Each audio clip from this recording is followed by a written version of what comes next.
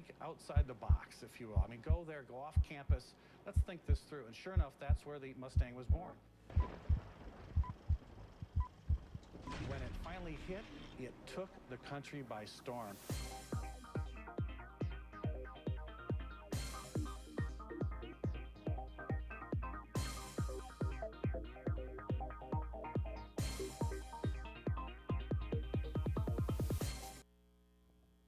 Hello everybody and welcome to another edition of Cars in Context. I'm your host, John Clore. You know, this is the Motor City and this is the show where we put cars into the context of your everyday life. And when it comes to everyday life, that means driving. When you have a car, you buy a car to drive it. But these days, for some reason, we're driving less. Fewer miles, fewer people on the road, and younger people especially are not really getting into the art, the love of driving the way we did when we were young. So we're going to sort that out with none other than the editor and founder of thevirtualdriver.com, Chris Sawyer. Chris. Hi, John. How are you? Thanks for coming on to Cars in Context. I had again. nothing else to do. Well, I thought you had to wash your cat. No, they don't like that. Trust me, they don't like that. I love cats. No, I saw that video. Anyway, this is really a serious problem for kids. They're staying home too much. Really, they are. Yeah, there's a lot of reasons. They don't really know the joy of driving. And you know, I used to believe this headline that we're going to discuss today, why we are driving less. But then I get on the freeway and it seems like everybody's out there when I go to work.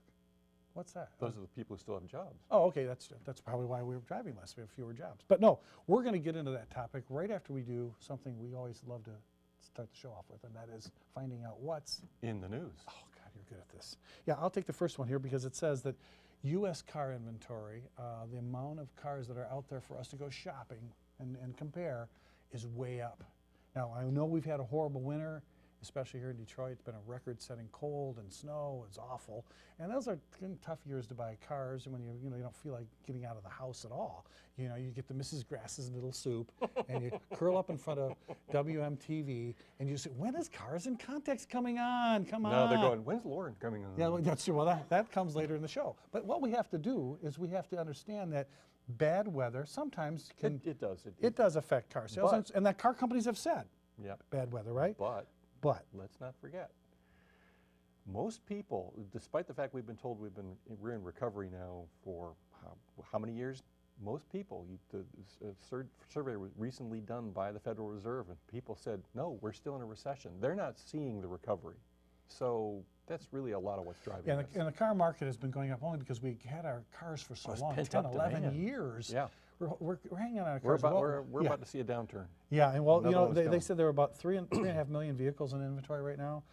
It's about 14% above last year, and they're saying that that's about between 300,000 and 400,000 cars in stock, more than is needed to meet, you know, current demand of people walking into dealerships cross-shopping. Now, yeah, okay, we'll give them the winter weather, we'll give them maybe a little bit of the economy, but if this doesn't change soon, that's going to mean the automakers are going to have to cut back on production. Exactly. You just have to. You can't afford to put money on the hood anymore. No, and you know, the only thing that's happening when the weather's really bad and the roads are so crappy, people smash up their cars and they need a new one. Just don't hit me, please. After a car goes upside down on I-94, it's kind of bent up, you need a new car. We just call that NASCAR. That's right. All right, why don't you give us a headline there, Chris? Audi is seeking a cleaner burning gas. Audi seeking gas?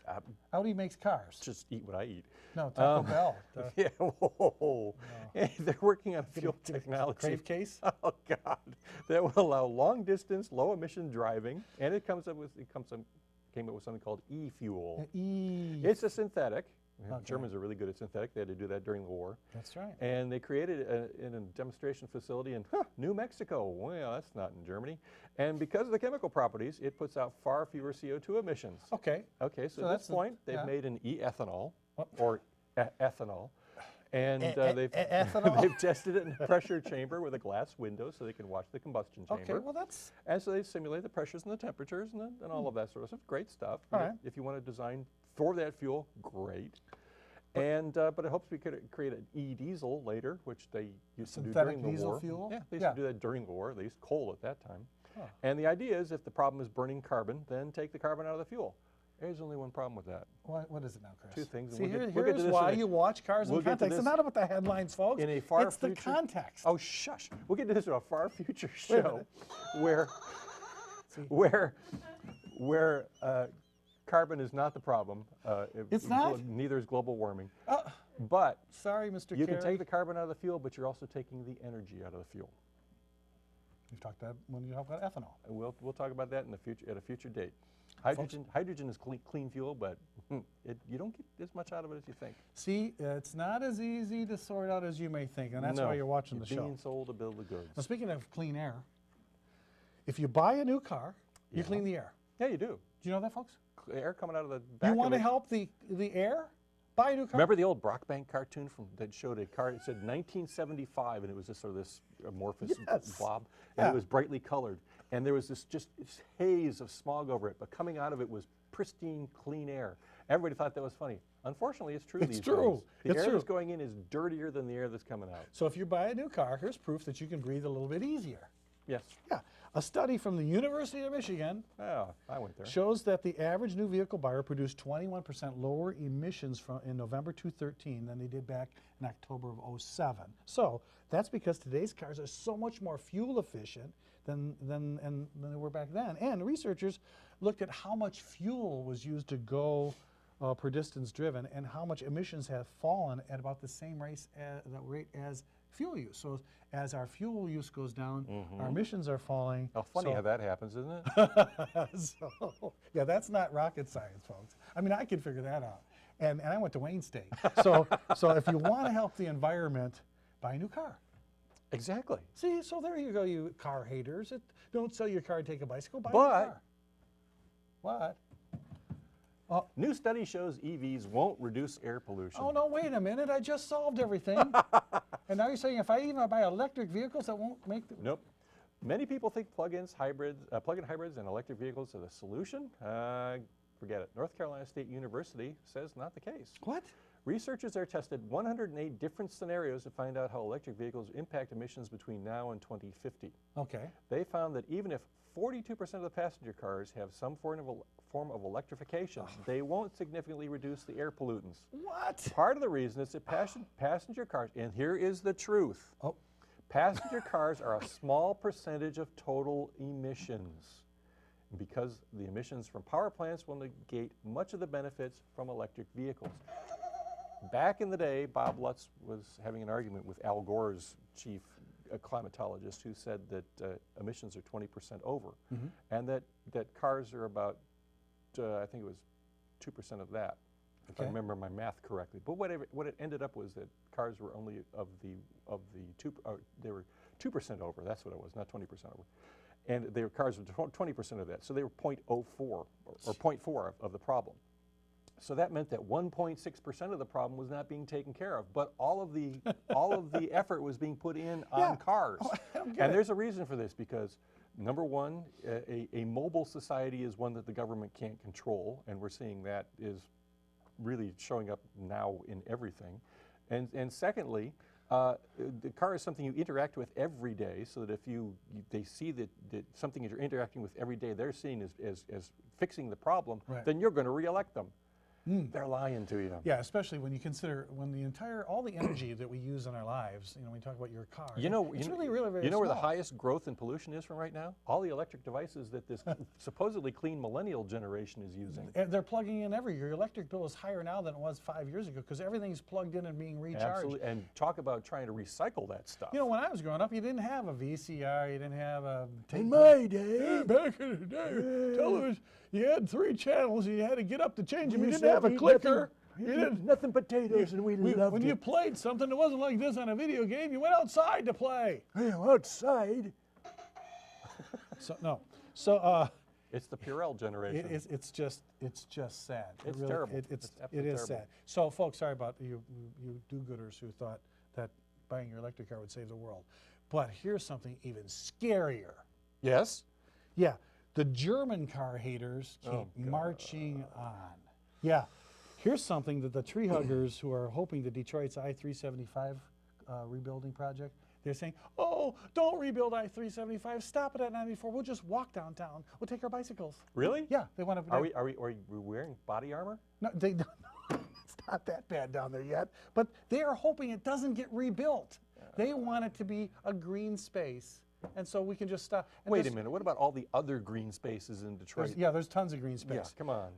For you people who believe that's the answer to make it a better place, the officials in Hamburg, Germany, is that where the hamburger was born? I don't know. Yeah, I'd have to They're look that up. planning to ban all cars from the city center, and there'll be no more cars starting in 2034.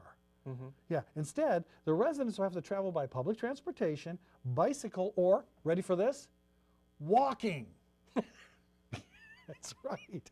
They're dubbing it the Green Network. The city will create a network of paths throughout Hamburg, which will cover 17,000 acres, or about 40% of the entire city area. Sorry, folks, but this is just stupid. This is just dumb. With emissions already about 99% less than they were back in the 70s, and zero emission technology and fuels just around the corner, why do we need the killing the urban only- mobility for some sort of green religion? It makes more sense in Europe than it does here because the cities are smaller. I mean, they were designed back in the Middle Ages, for God's sakes, when people had little carts and they used to go to the bathroom in a bucket and throw out a window. Come on, I Well, mean that's the way it was. Have you ever been downtown?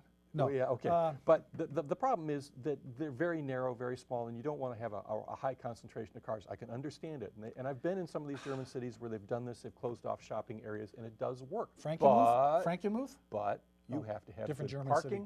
You have to have a place, a way for people to get from one end to another. And, that does make sense. In the U.S., we were designed around the car. I know. So it's not as big of a problem. In Boston, downtown Boston, would you like to do that?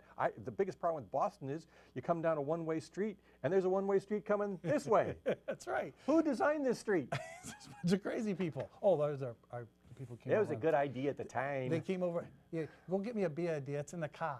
Yeah, It's parked in next to- Harvard Yard, yeah. Parked next to the bar in the car. So it is a problem. Yes. But in New York, I mean, even on we don't have to- Manhattan, where taxis are crazy and getting, We don't have to go to this level, and we don't Folks. have to Bloomberg, the whole area, because look what he did to New York. I'm telling you, I just think this whole idea that these guys, the greenies, need to back off. Cars, Cars- the mobility. Cars are not evil. They're really the reason why we enjoy the standard of living that we do. They really Yeah, oh, is. absolutely. And people don't understand it. They Absolutely. want to hate on it. One in every 6 But jobs. speaking of hating on things, I hate the fact that we are having a generation of people. We're entering an era where we're not enjoying driving. Where driving is actually being eliminated. People don't want to drive anymore. What is going on? Why are we driving less? That's a subject we're going to tackle right after this.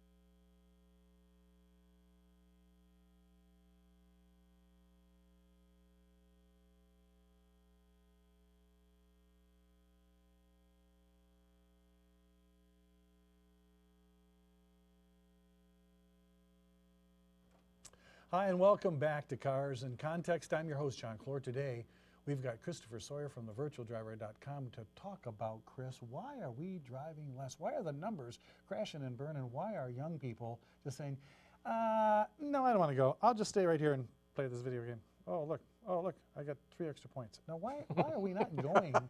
No, okay, maybe it's not that bad. Something's wrong. We're driving less. The numbers are proving it. Chris, what is going on?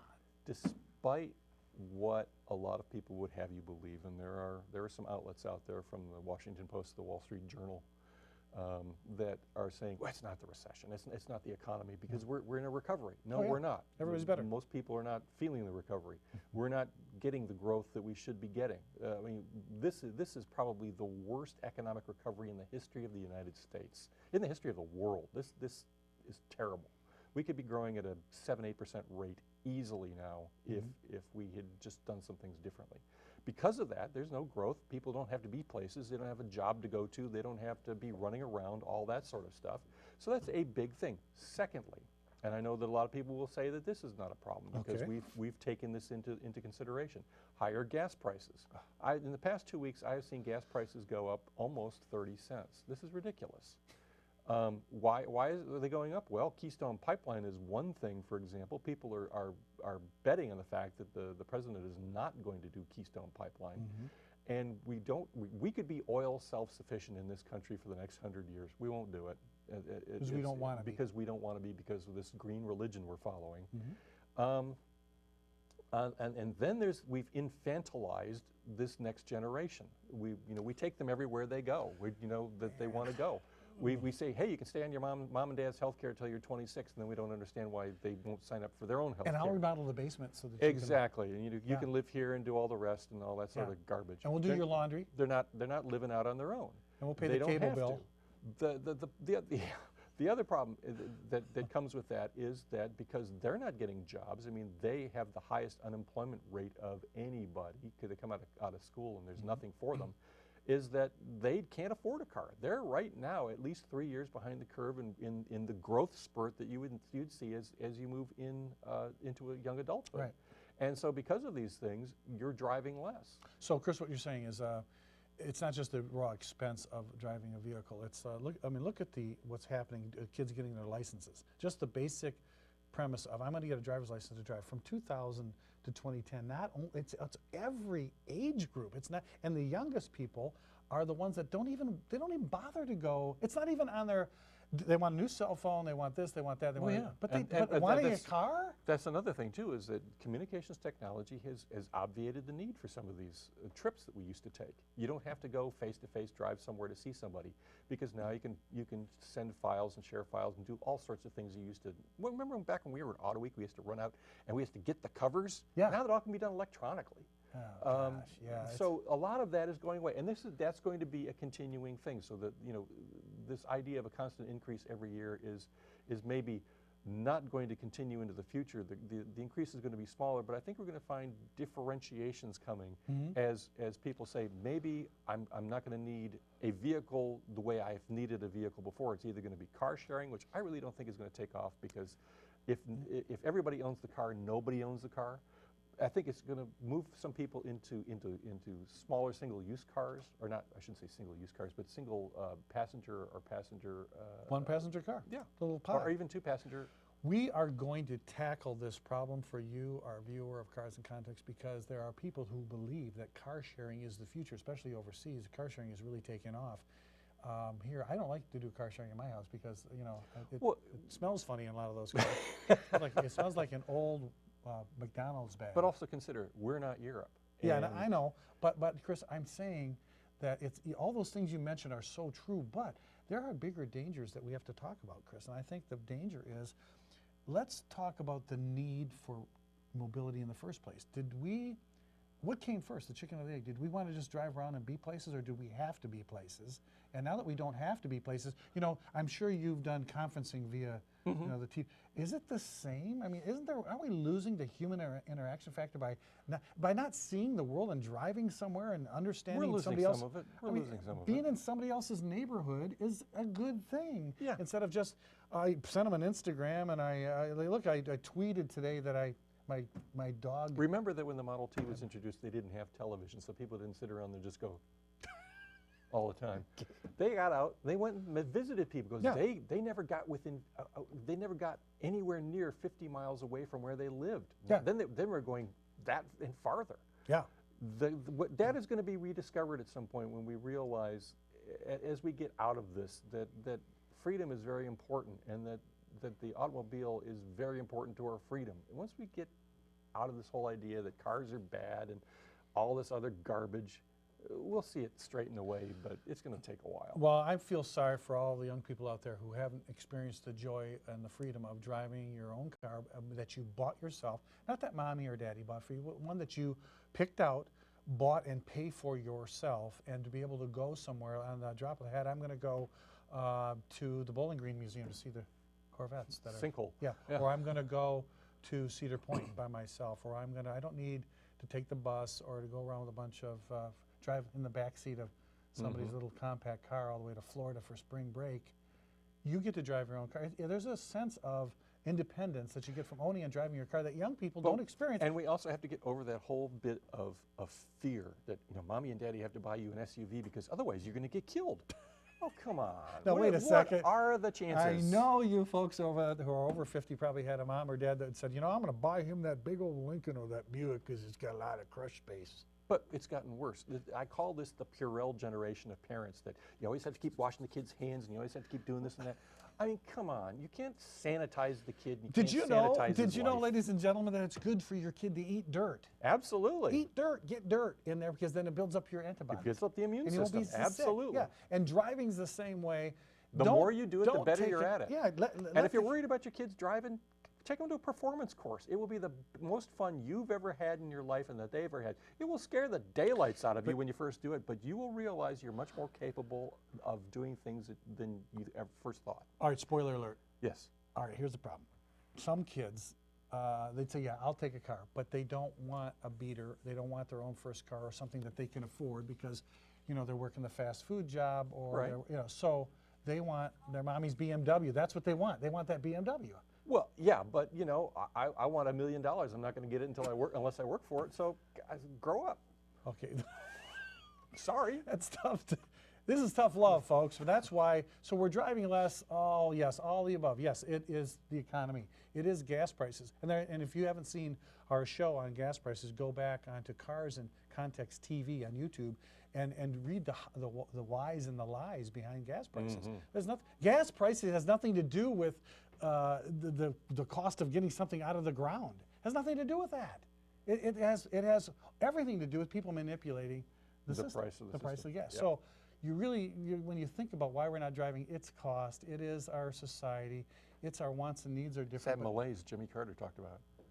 That's true. That's right. Well, I really think we should keep watching watch this space. 'Cause Absolutely. This is really going to be interesting. And folks, get your kids out and see, let them drive and get them their license and see the kind of reaction they have to being free. Get them out in the sunshine. It's Yeah, good get them for off the couch. We don't need a bunch of World pale of teenagers. Warcraft? Really? Seriously? Oh, Lord. Yeah, okay. All right, but you know what, Chris? We'll have to revisit this, but for now, there's a better part of the show. Pride in my ride. Yeah, there you go again. Yes, this is the time of the show. I where read you- ahead, actually. You do. Okay, well, this is the time of the show where you send me a picture of your car and you tell me why you have pride in your ride, and we put it on the air. So today we have a picture from a guy named Dan Burke. And Dan is out of Buffalo, New York, and he said he went out and bought a brand new 2013 Ford F-150 pickup, and here he is parking his truck in his driveway, so happy to have this new and red pickup. I mean, That's that a thing nice is hot. color, So he too. said he wanted to do something that he's been wanting to do for a long time. Get a truck. He's got plenty of room. Haul all his stuff around. Something that he knows is really tough and really cool. And he loves the new styling on this thing. He thinks it's just unbelievably sharp. And bottom line for Dan, he wanted something good old American F-150 pickup. He noticed that it's the best-selling nameplate in the United States. But there's a problem here, John. What's the problem? Dan isn't from the area.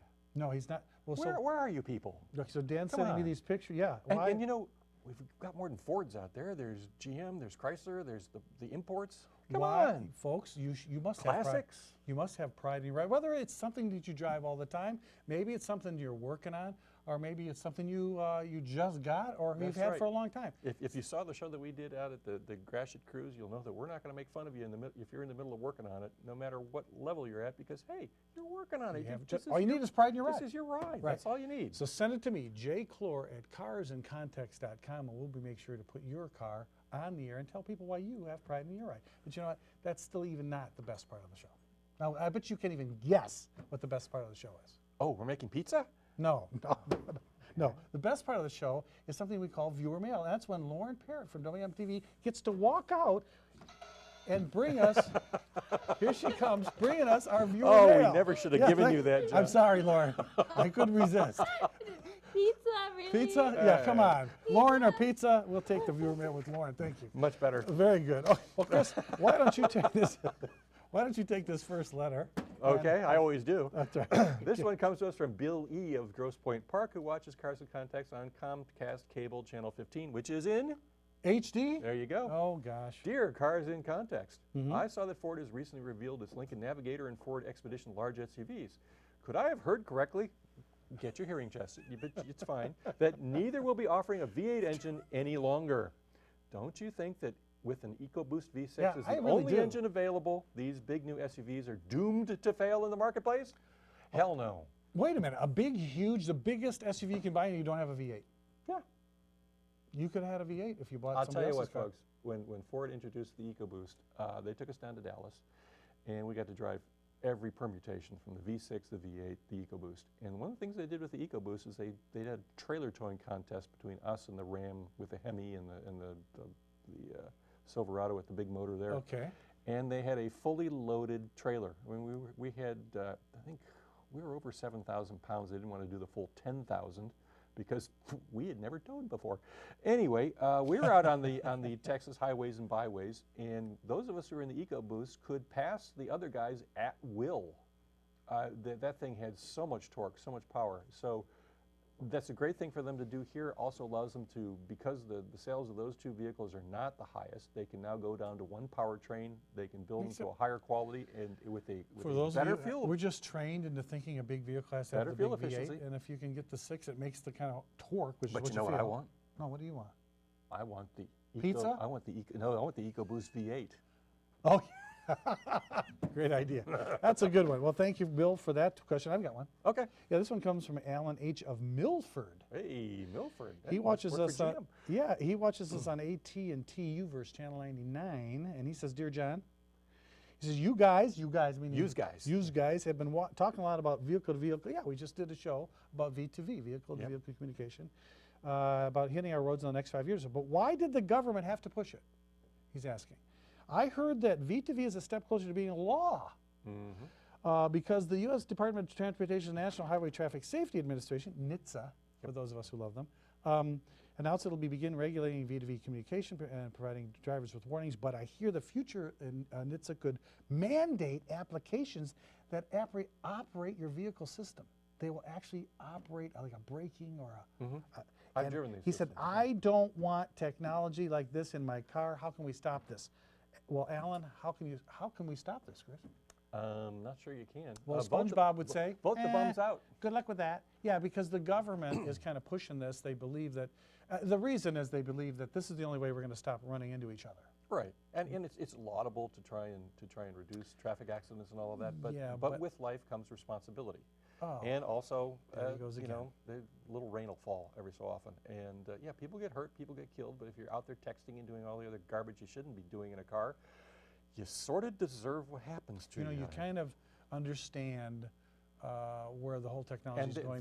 there's a way to get these Yeah. technologies in, and it's good to do it, but to mandate it, no. I Do it think- like airbags did when Lee Iacocca said, I'm going to do this and make it work, and everybody said, wow, I want those, and everybody had to follow. This is why you watch Have the Cars in public want Context. In context, I mean, this is the kind of thing that we really have to think about and let the market and let you, what you want demand what's in your car. Absolutely. And not what some bureaucrat that you didn't elect say what's going to be in your car. Absolutely. But thank you for that question. If you have a question you'd like us to read on the air, send it to me, jclore@carsincontext.com, and we'll be sure to put it on viewer mail and have Lauren come out and bring, next time she can bring a pizza.